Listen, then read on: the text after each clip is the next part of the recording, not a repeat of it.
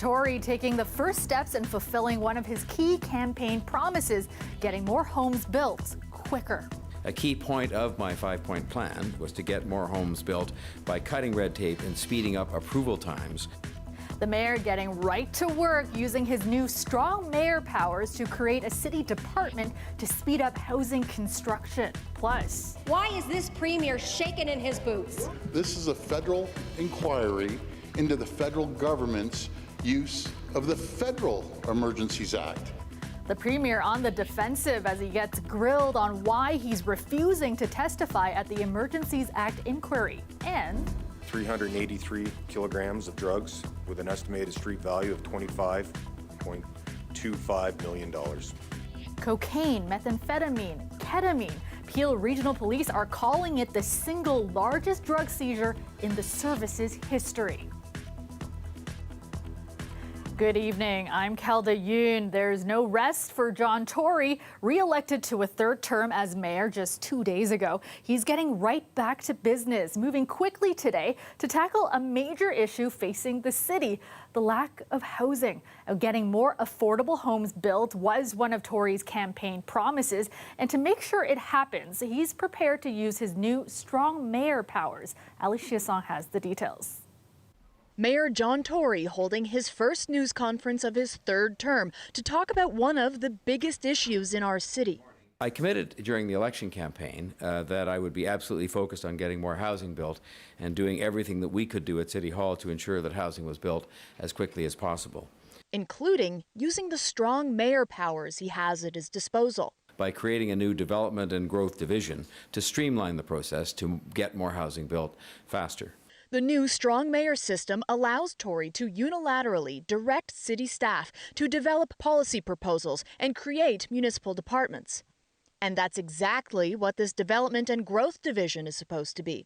It was part of Tory's 5-point housing plan, which includes expanding housing options by permitting more duplexes, triplexes, mid-rises along transit corridors, enacting a use-it-or-lose-it policy for developers sitting on undeveloped land, enabling more co-op, supportive and affordable housing to be built on city-owned land, and incentivizing the construction of purpose-built rentals by reducing fees and charges. A strong mayor power is going to allow the mayor to quelch some of this NIMBY opposition we have in the wards. There's also that. Councillors oppose affordable housing for many different reasons. Most commonly, their constituents will be opposing the new housing because of the traffic they perceive coming with it and the parking issues. Now, the runway's been cleared to focus on the greater good, solving the housing crisis. But reality check. It's going to take decades. Under the new provincial targets released yesterday, Toronto is expected to build 285,000 homes over the next 10 years. The strong mayor powers are being used to deliver on that directive. Ali Chiasson, CBC News, Toronto. Now, province-wide, the Ford government's plan is to build 1.5 million homes. The government's new bill, unveiled yesterday, aims to cut red tape and waive developer fees to make that happen. But some say the legislation will be detrimental in other ways because it weakens the role of the province's conservation authorities when it comes to overseeing new developments. Patrick Swadden explains. This government weakening conservation authorities puts people's property, their homes, at risk. That is wrong. Ontario's Green Party leader says the provincial government's new legislation, designed to streamline housing development, takes away the ultimate purpose of Ontario's conservation authorities: to ensure proper management of Ontario's watersheds and other natural habitats. Others say that's not their only purpose. It's been acknowledged that the losses from flood catastrophes in Ontario are far less than in other parts of Canada as a result of conservation authorities being established by the province. John McKenzie is the CEO of Toronto's Conservation Authority. He says the role of Ontario's 36 conservation authorities isn't just about natural hazards, but about other environmental issues affecting local municipalities. Right now, there's a further proposal to limit our role in those areas. McKenzie says CAs play a large role in consulting on new developments. Any limitations on that is actually going to potentially create greater risk and greater uncertainty. And it's a real big concern for our municipal partners from the ones I've spoken to in the greater Golden Horseshoe. Conservation authorities can currently limit development activity to mitigate, quote, any effects the development project is likely to have on the control of flooding, erosion, dynamic beaches, or pollution or the conservation of land. The legislation would remove, in a number of places, the words pollution or conservation of land. Natural Resources Minister Graydon Smith says the changes are needed. This is a streamlining of the process to allow 1.5 million homes to be built in Ontario. One of the challenges for the development community is it's very confusing when you go from CA to CA. The legislation is expected to pass given the majority Ford's progressive Conservatives hold. Other leaders say this will only lead to problems down the road. Look what's happening in the East Atlantic Canada right now. Look what's been happening in British Columbia with people losing property. Conservation Authority rules were brought in for a reason. The legislation will repeal 36 different provisions of the Act that allow CAs to oversee the development process. Patrick Swadden, CBC News, Toronto. Premier Doug Ford was back in legislature today after missing question period yesterday, and he faced harsh questions about challenging a summons to appear at the Emergencies Act inquiry in Ottawa. Now, the provincial government has filed documents to a federal court asking for the summons to be quashed, stating irreparable harm will be done if he appears. Lorena Redekop shows us the dramatic debate. Will he come clean and commit today to speaking with the Commission? No surprise, the first question for Premier Doug Ford today was about the inquiry in Ottawa. His response? This is a federal inquiry into the federal government's use of the Federal Emergencies Act. I'd like to hear the word federal one more time, Speaker. The Premier also repeated the government's message that this was a policing matter for Ontario, not a political one. This Premier is choosing to hide behind parliamentary privilege. Parliamentary privilege? That's baloney, and everybody in this room knows it. In legal documents, government lawyers argue that under parliamentary privilege, politicians can't be compelled to testify, and that irreparable harm would occur if Ford and former Solicitor General Sylvia Jones were to appear. Other political leaders, Mr. Speaker, aren't afraid to talk to this Commission. Why is this Premier shaking in his boots? The government House leader took over for the Premier after one question, repeating Ford's answer. Because it is a federal inquiry into the federal government's use. The opposition pointed out other politicians are appearing. Is the Mayor of Windsor a police officer, yes or no? No. Is the Prime Minister of Canada a police officer, yes or no? No. One legal expert expects the province will win in court. The law is perfectly clear. A member of a legislative assembly cannot be compelled to testify in a proceeding during a parliamentary session. He may waive the privilege, as Prime Minister Trudeau has waived the privilege, but he is not compelled to do so, and he cannot be forced to testify. He may win in court with parliamentary privilege, but he's already lost in a higher court, which is public opinion. And by continuing to refuse to testify, he's losing more and more in that court every day. The government is asking for an urgent court hearing on November 1st, or as soon after that date as possible. The Commission had asked Ford and Jones to testify on November 10th. Lorena Redekop, CBC News, Toronto. The Bank of Canada continues to make fighting inflation its top concern, and as expected, it has once again boosted its benchmark interest rate. Today's increase is 0.5 of a percentage point, putting the bank's policy rate at 3.75%. We need the economy to slow to rebalance demand and supply and relieve price pressures. Inflation is currently running at 6.9%, which is down from earlier in the year. The bank's target inflation rate is 2%. Now, today's hike is the sixth consecutive increase since the bank started raising rates in March. Bank of Canada Governor Tiff Macklem says further interest rate hikes are ahead. Well, Colette joins us now with a first look at the forecast. And Colette, one of those dark and gloomy days, I found myself yawning quite a bit. Yeah, you just kind of wanted to cuddle up and get cozy if you had that opportunity. And you can really see it with the way the temperatures were spread across the province from the southwest over to the eastern portion of the province anyway, because where the rain showers had been moving in and along the front, we had cooler readings. And the high, though, this afternoon in Ottawa, 23. But not only that, it was feeling like the upper 20s with that humidex. And by the way, I will point out Windsor, this 17, that came near midnight last night. If you're thinking it didn't feel like that this afternoon, no, because as those showers had been working their way through, most of the afternoon that temperature was sitting around 10 degrees. So we will get a gradual clearing through the overnight, working its way from west to east. Probably in some areas there'll be a little more cloud cover, especially early part of the day, than maybe you're seeing on this particular map. But then we should get more clearing, more and more sunshine coming out and turning into a nice day, although we've got those winds turning around to the west to northwest, and that's what's kind of cooling things down. Not bad tonight, though, at 6, and certainly by tomorrow afternoon, things brightening up and a high of 12. Thanks so much, Colette. Police are calling it the largest single drug bust in Peel Region's history. 5 men are now facing trafficking charges after an almost year-long investigation that culminated in the seizure of millions of dollars of street drugs. Greg Ross has the details. Cocaine, methamphetamine, and ketamine. These are the drugs police say were seized after an 11-month investigation dubbed Project Zucaritis. Peel Regional Police have seized 383 kilograms of drugs with an estimated street value of $25.25 million. It was a joint investigation between Peel Police and several U.S. drug enforcement agencies. Our service led this project with support from the United States Homeland Security Investigations in Detroit and Chicago, along with the Border Enforcement Security Task Force in Buffalo. The bricks you hear. According to police, drugs were transported across land borders to be sold in the GTA.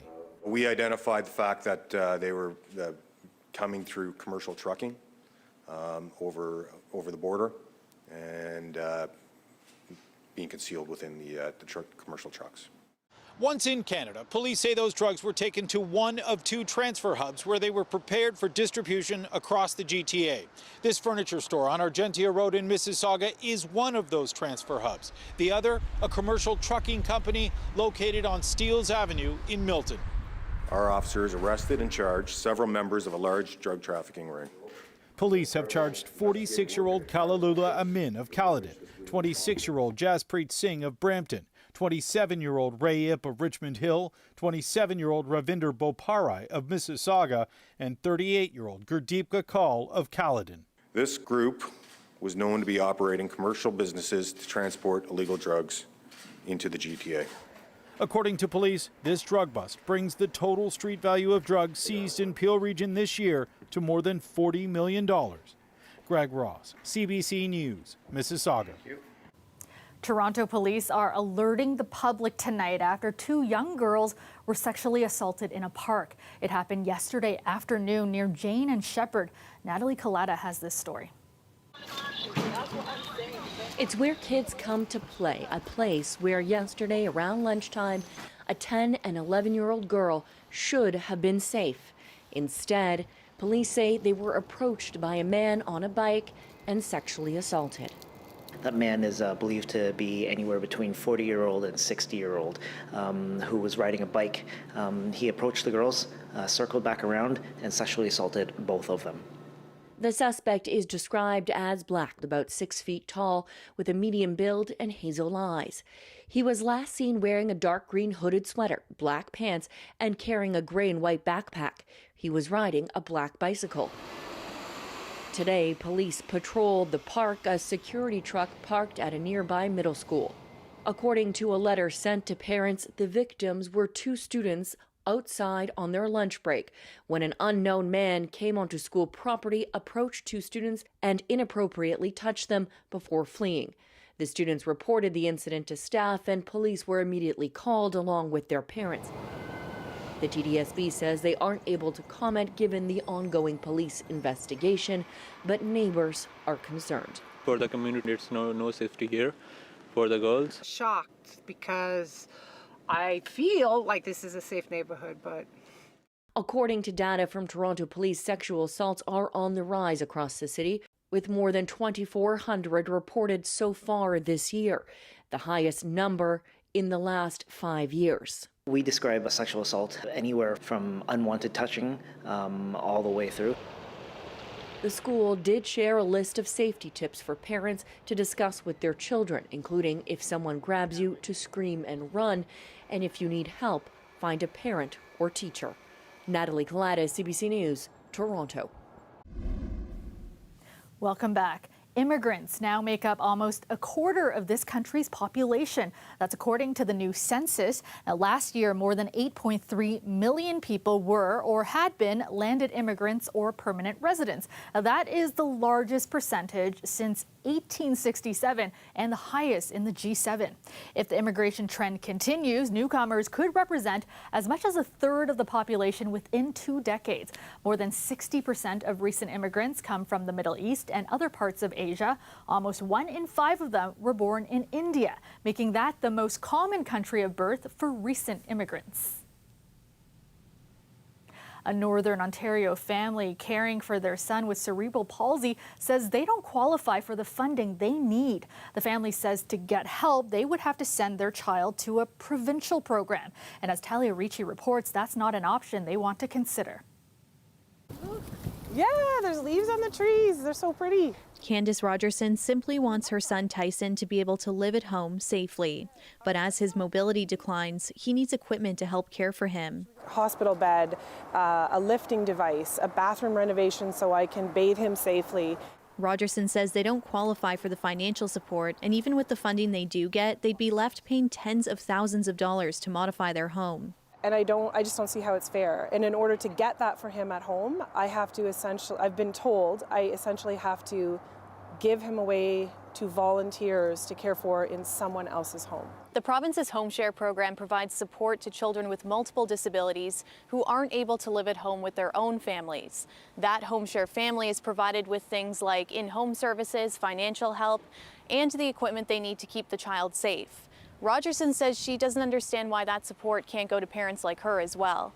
If I had the equipment, then I don't need the massive budget for respite. I could get by on much less moving forward if his world at home was safe and accessible for him.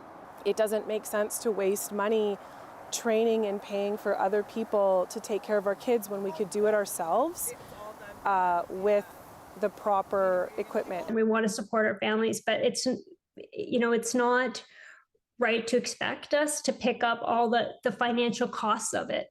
It's just literally impossible for middle and low income families to do this. The founder of the Ontario Disability Coalition says families like Rogerson's are being pushed to the brink and have been forced to make difficult decisions as a result. Families are not going out and getting an accessible van because it's just completely out of budget. And home renovation costs are extremely high right now. So people are trying to lift their children up and down the stairs. So we really need all levels of governments to step up. The Ministry of Children, Community and Social Services says it's investing $132 million over 5 years in the Special Services at Home program, which aims to help families caring for a child with disabilities. Rogerson says Tyson is sweet, kind, and funny, and there's no way she would send him to a home to be cared for by others. It would devastate him. It would devastate our family. He's our son. Talia Ricci, CBC News, Toronto. And you are looking at a live shot of the Toronto skyline. Pretty cloudy tonight with showers tapering off this evening. Mostly cloudy overnight. Currently, it's 10 degrees in the city. Let's go back to Colette now with a look at your long-range forecast. And Colette, things brightening up quite a bit tomorrow. Yeah, we'll see things improving as the day wears on. So we do have some sunshine coming back into the forecast and a dry spell coming for another several days. Although, of course, we've been dealing with some of the wet weather through today and into the evening hours. Some gradual clearing of the cloud cover as well, working its way from west to east, as I was saying earlier in the show. Temperatures, it's going to be a bit of a story in terms of near seasonal for those temperatures, overnight lows and daytime highs. But you'll be warming back up again very quickly in the Windsor area. So it's like only only for one day that things really drop back down. Elsewhere, it's more temperate. And we've got our sights on Halloween. I mean, it's in the forecast of my 5-day now, but keeping in mind that's still several days out, so we'll keep tweaking it as it gets closer. But you'll see there's a few showers, of that risk is there. All right. A look at that clearing tonight. This particular model is really breaking the cloud cover up pretty quickly and allowing for a lot of sunshine tomorrow. The Canadian model is holding a bit more cloud cover in, and I think it is going to be a bit more gradual in some cases and a little more stubborn in a few cases to get that sun breaking back out, but we will be seeing it. Thursday night into Friday, a few areas will be saved by a little bit of light cloud cover that will hold in some of the heat so that it won't be too cold. Elsewhere, we'll see those temperatures dropping down closer to freezing. And then we get into Friday, and again, sun coming out. And things are looking pretty nice sky conditions wise into the weekend as well. And again, the temperatures just pretty comfortable, just not on the warm side as we've been seeing. So overnight tonight, with some of that clearing, if it happens this quickly, you will see some cooler numbers there for lows for Leamington and towards Windsor. Otherwise, it's more of a 5, 6 degree, that kind of a thing. Even 7 for St. Catharines for those overnight lows and for the start of the day tomorrow. Tomorrow's high for Toronto, 12 degrees. How about Friday? Okay, kind of that core, the cooler air has made its way in by then, so 10 for that daytime high. Some of the numbers dropping down there for the overnight lows too, but then they start coming back up as we head into the weekend, and there it is, seasonal, but that chance of showers so far, we'll get that timing down soon for Halloween. That's coming up later, Kelda. All right, thanks so much, Colette. That is our show for you tonight. Thank you so much for watching. I'll have your next local newscast tomorrow at 11. Have a great night.